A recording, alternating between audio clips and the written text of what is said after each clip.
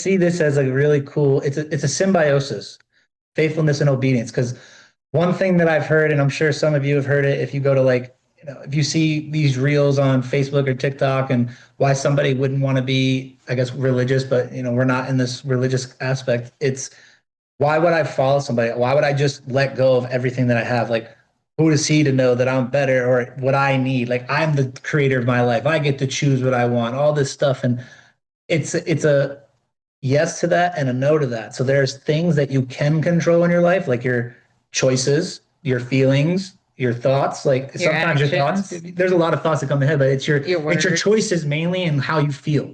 So how you feel, it influences the things that you do. So if you're constantly feeling like shit and you're trying to escape things, you're going to make poor choices. That's just algorithmic. That's just simple math.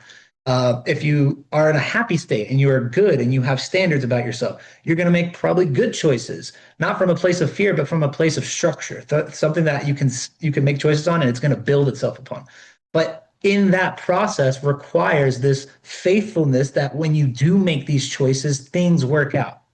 That is the promise that a lot of people of the world, or we'll just say science, that they have people going towards. Show me and I'll believe this stuff. Show me the proof.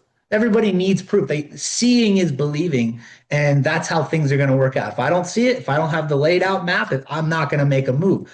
And the thing about this, and this is where that trust comes in, is that if you take these steps, if you make the choices, knowing that things are going to work out, it's a perspective shift. It's a perspective shift and knowing that when you make a choice in amplification, in knowing it's right, it's righteous, it's moral, it's got honor in it, it's amplifying to you and to people around you, that when you make that choice, something good comes from it. There's no time expectancy of it. There's no, like, seriously, it's mainly just time. A lot of people say, I want to make this choice, and they put this time clock on it. Like, I want to make this choice, and the thing I want is going to come tomorrow because that's my agreement with God. That's not how it works. You have a specific mission, and you're not going to know it until you start making these choices to better your life, to put yourself in alignment with the as above, like we discussed in all the other places, the as above jurisdiction. The legal system is the so below. You follow their rules, you live in fear, you make these poor choices, they control you. That's how they do it.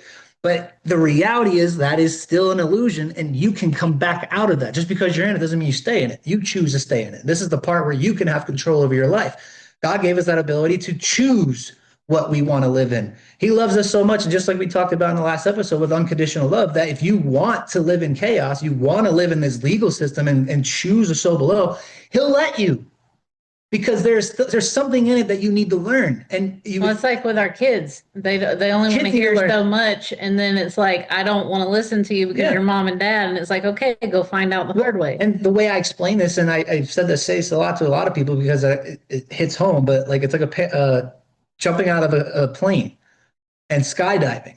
I can sit here right now, talk to you guys through Zoom, and tell you guys everything about skydiving that you need to know: the maneuvers, the mechanics, what to move, what to pull when you're in the air, how to control your balance, right? But you're not actually going to learn how to do it until you jump out of a plane and you're falling. Like, that's when everything you've learned comes into play. You can sit here and prep all you want, but until you make the choice to step out of that plane into the unknown, you're not really going to learn how God's there to help you, how the as above jurisdiction is there to help you. It requires faithfulness. You can prep, you can read, you can learn all the things you need to know, but if you don't take the steps and the action, it's not going to do anything.